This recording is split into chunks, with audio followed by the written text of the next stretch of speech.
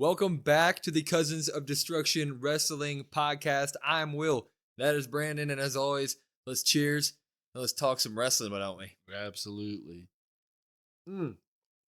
Today we got a special episode for you guys, a little bit different than we normally do. We are each going to rank our top 5 King of the Rings in WWE history, huh? Yeah, I like that little shake little to day, it. little bootios. Yeah, absolutely. Yeah, I thought King of the Ring coming up. Yeah. Why not go ahead and talk a little bit about the winners? Obviously, we're going to give our top 5. Very quickly, I did want to shout out in like a couple sentences. I think that this year is the best setup for King, Queen of the Ring ever. I think that what they're doing is phenomenal, having it on Raw and SmackDown. Everybody seems like they care about winning it. So I just want to give a tip of the hat to good old Paul Levesque and WWE right now. We're having fun with this King and Queen of the Ring tournament. Yes. And one day we're going to be able to do a Queen of the Ring top 5, but a few more years. Yeah, a few more years away. I would say it's probably the best in terms of a whole. I like getting to see multiple weeks instead of just one night. So. Yeah, and you can just build little stories in between instead of just having it one night. I agree. We each have our own list here. We're going to start out with our special mentions. Do you want to go first or me, sir? I'll go first with my special mention. I believe we both have a similar special mention. So let me pull mine up here. If you don't say it, I'm saying it. So. You can say the shared one. Okay. I will give that one to you. Yeah. Special mention. Didn't make the top 5, but kind of has to be mentioned when it talks about King of the Ring. Harley Race. Yep. King Harley Race, I believe, won in 86. He's not on my top 5 either, but I completely agree with this. Yeah. His first one to don the cape and crown and he all of it. He made what the King of the Ring is. Yeah. Really. I mean, when you think of King and Queen of the Ring, you think of the crown and the cape and the scepter. So, like, you think of all of it. Which I think the immediate rebuttal to this is going to be, okay, well, if you say that he was the one that invented the modern day King of the Ring, why is he not in your top 5? Because we're doing more of a, not just, it's more of your body of work that came from the result of becoming King of the Ring, right? Like what it led to. Yeah, and these are just kind of personal likes, dislikes. So, yeah, I understand it, but at the same time, like, I respect it. But admittedly, I mean, it was 86, and not a whole lot going on back then. Right. I will say, quick side note, my grandpa actually met King Harley Race, shook his hand. He was passing out Burger King crowns down at Kemper Arena. Your grandpa was just drunk at a Burger King. Okay. Yes. My special mention is, of course, our shared one, and of course, the one of my childhood, and many people's childhood is probably watching this. It's King Booker. 2006 King of the Ring winner. He defeated Bobby Lashley in the championship, but he also beat Kurt Angle on his way there. Yes. King Booker is, I mean, that moniker revitalized Booker T's career. It really did. And to this day, a lot of people refer to Booker T as he's King Booker. Yeah. That's literally his thing. It led to him winning the World Heavyweight Championship, and he beat Rey Mysterio for that, and then he was able to drop it to Batista later. Really revitalized his career. He had his wife in on it. Yeah. So Charmel. Special mention to Mr. Booker T. Yeah, and it's nice. I did a quick search. I believe there's 19 King of the Ring winners. You take a look at that list, and most of the time we talk about King of the Ring is synonymous with building young talent. Yeah. This one kind of is really kind of the only one that revitalized the career. I King completely agree. Booker kind of at the time was kind of just floundering until Randy Orton wins this year, right? Okay. Yeah. Oh well, sure, we'll go with that. But to see him kind of be lost for a while and then to rise to kind of prominence with the King role, I thought it's got to be mentioned. Special mentions, Booker T and Harley Race. But let's get to our top 5. I'll go first. Number 5, the 2002 King of the Ring winner, the Beast, Brock Lesnar. This was a young Brock Lesnar. He defeated Rob Van Dam in the tournament. At this time, or at least this year, because I went back and I watched a bunch of this and I researched a bunch of it.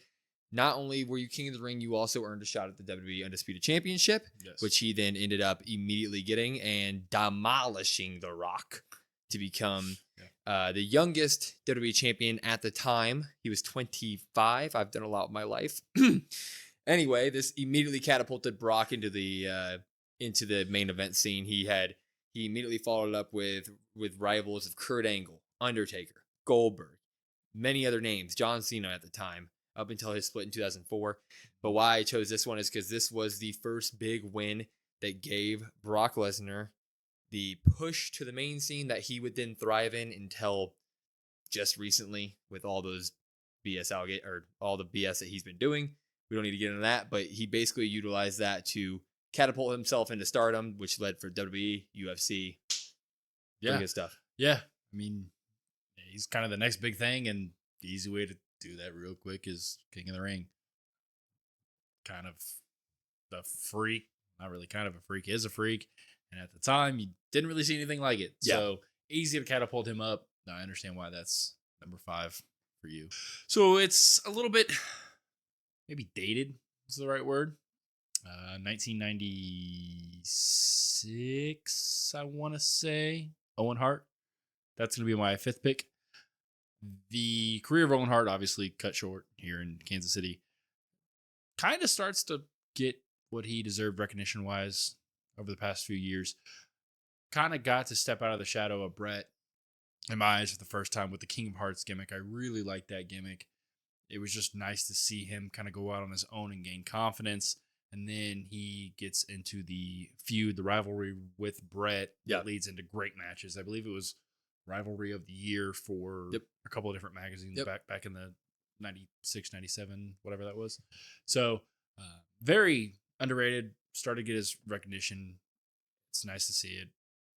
Obviously gets cut short, but I really enjoyed the time that it was. I had that as about 7th on my list, and most of that is because in terms of wrestling history, I've watched a lot of it, but obviously when you're young and you start watching wrestling history, you watch the stuff that you're interested in. Mm-hmm. I never really took to watching Owen Hart very much. I've watched most of his stuff. Obviously, I know the King of Hearts thing and stuff like that, but I left him out just because I don't know enough about it. So. Yeah, and it makes sense. I mean, middle 95, 96, kind of in that range, that new generation kind of wasn't the greatest to watch, kind of rough at times. So kind of really stood out at that point. Yeah.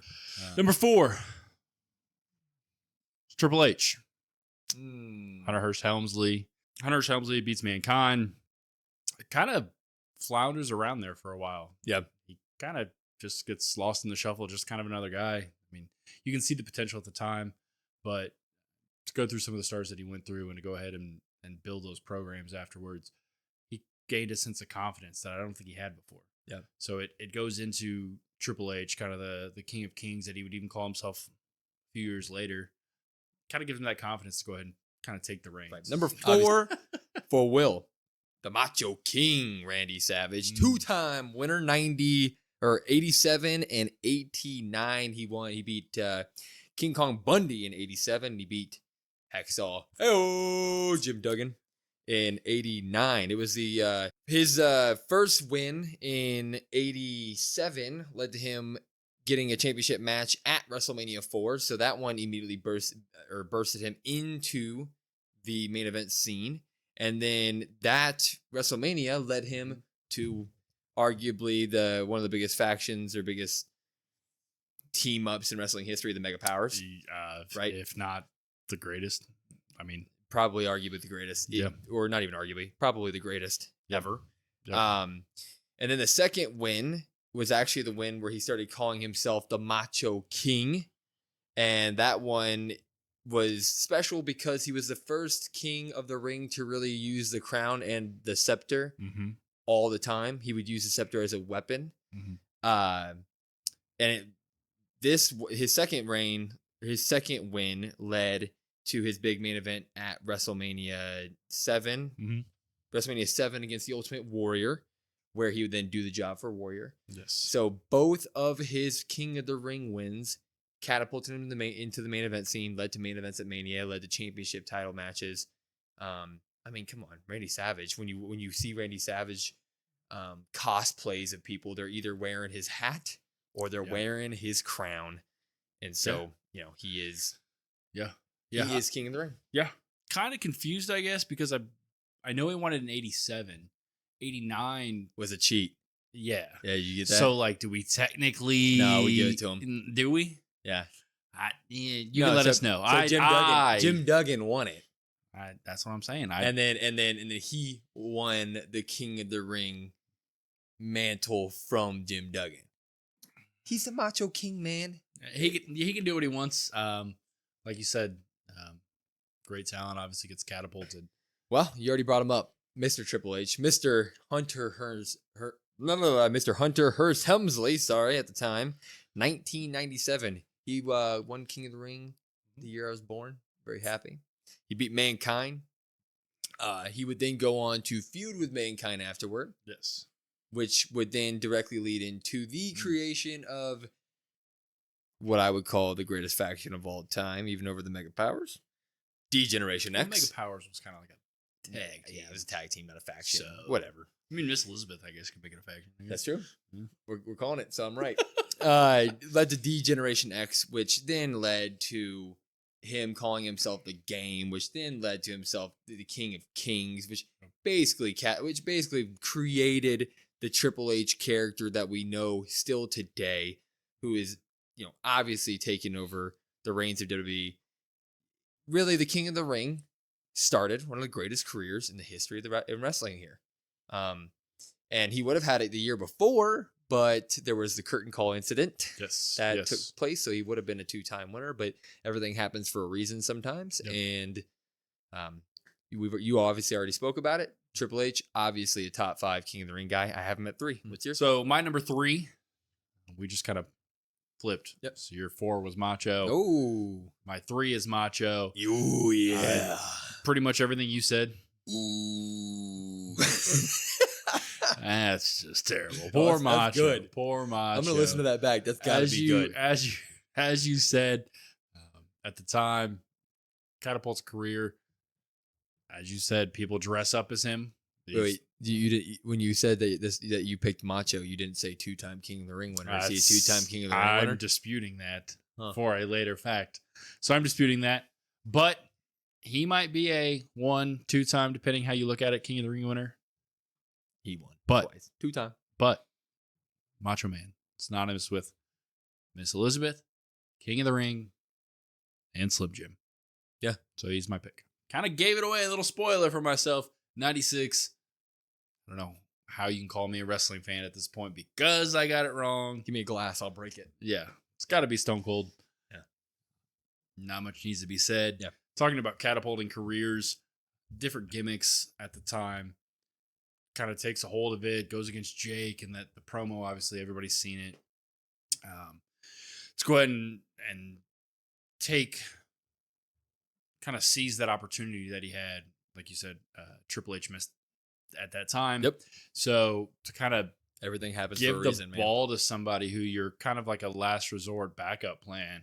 I mean, that's the best. Dude, just think backup plan in the history of backup plans ever. Just think about that. I mean, how striking gold twice. Like you cut Triple H or Hunter Hearst Helmsley at the time from getting it, and instead you just stumble upon the greatest career in the history of wrestling. Yeah. And then the next year you can continue your Hunter Hearst Helmsley plan. Yeah. And that goes to be what the future of wrestling as we know it. Yeah, and it's the future not only at the time. Yeah, in the next 5, 6, 7, 8 years. That's what I'm saying. But it gets a whole generation of fans that captivates them, lifelong fans for 20, 30 years. So, yeah it's got to be in your top 5. I mean, it has to be. There's that promo alone, bringing in Jake's probably the greatest promo in demons. History of wrestling, the most important wrestling to bring Jake's demons in that are kind of behind closed doors as Jake's basically going to the hospital, or is going to the hospital. God, whenever I think of Jake the Snake, I think about Macho Man. You're not gonna let that snake bite me, man. And then he bites him. Yeah. Well, he has my 2 at number 1, Bret the Hitman Hart. He is give it away. You're just gonna spoil it. Huh? He is an official 2-time King of the Ring winner. Won in 91 and 93. 91, he beat Mike Rotunda, aka IRS. 93, he beat Mr. Bam Bam Bigelow. His 91 win led to an Intercontinental title run, which he was able to turn that into a main event scene, even as Intercontinental Champion. Probably one of the first to do that. Yep. I'm getting, I don't know, I might be getting my years wrong with Razor Ramon, but one of them did that. Either way, it's an amazing accomplishment that you don't really see. Well, and he went on to obviously win the belt, which Razor never got to. Of course. But yeah. Of course. And then his 93 win catapulted him back into the main event scene and led him to his championship win over Yokozuna, which people don't really understand. If you don't know that year-long storytelling, he had lost at WrestleMania 9 to Yokozuna because of, was that the year that Hogan came in at the end? Or no, because he had sand thrown in his face. Caesar Palace and Las Vegas. Caesar Palace. Anyway, Bret Hart had his own finish the story moment over the course of 2 years against Yokozuna. Yes. He lost at 9. And then between 9 and 10, he won this King of the Ring tournament again, which catapulted his story back into the main event scene, which led him to his finish the story moment at WrestleMania 10, where he defeated Yokozuna in the main event. And I mean, Bret Hart, if you type in King of the Ring WWE or WWF on Google, you're going to see a picture with him in the crown. We are obviously, you'll get to know us better. We're pretty critical about Bret the Hitman Hart, but respect where respect's due, am I right? And this is Brandon's number 1, so go ahead and comment on that. Obviously, you said only official 2-time, not 1, but 2. Don't really like Bret Hart, as you mentioned, but to have that career in the mid-card scene, catapult first of its kind into the main event scene, and then to kind of get back in that main event scene and kind of finish that storyline. And then for him to kind of go on after that and headline kind of that new generation, as they call it. You look back at those times, it's some really dark times. Yeah. So as much as I criticize Bret Hart, I have to give him some props in saying there's like a 3-year span, 4-year span there where Bret Hart kind of carries the WWF. Would you say during that 3-year span, he was the best there is, the best there was, and the best there ever will be?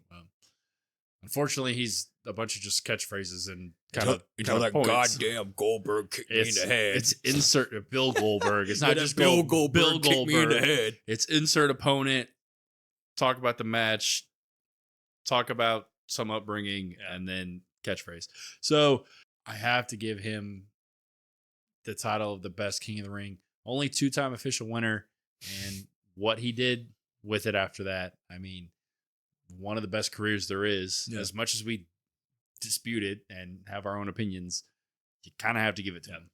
And then, of course, number 1, which you've already mentioned, is Stone Cold Steve Austin in 1996. I mean, it's got to be number 1. I know you put it at number 2, but it's got to be It's the most famous promo in the history of promos.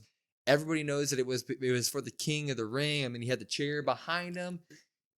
Austin 316 says, I just whipped your ass. I mean, we're not talking about individual runs, though. We're talking about the individual run because Bret Hart was so good, he had 2 of them. It's a totality. Yeah, Macho Man.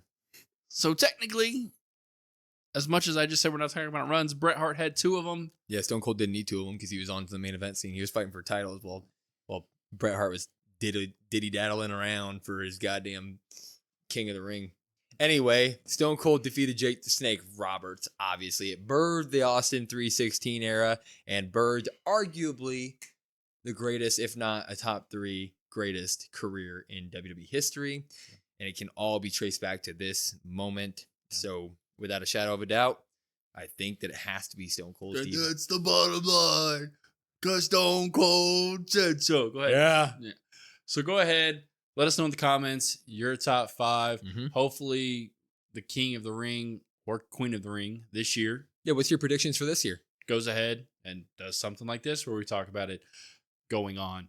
We got a little bit fun. We got a little bit wacky today, but it's a lot of fun here at the Cousin Destruction podcast. Thank you all for joining in and watching. If you want to hit that like and subscribe button here on YouTube, if you want to follow us on all your podcasts, comment in the chat what your opinion is for top 5 and who you think is going to win the King and the Queen tournaments this year. That would be phenomenal. Yeah. Share the podcast. We're trying to do some fun stuff here. We just want to make you guys happy, have some good debates, good discussions with everybody here. We're here to have fun. Anyway, follow us on all socials at COD WrestlePod, COD WrestlePod, and listen to us on anywhere you get your podcasting. every Monday, and then check in Yes. throughout the week for anything Yes. fun like this. Hit that notification. Hit that notification, please.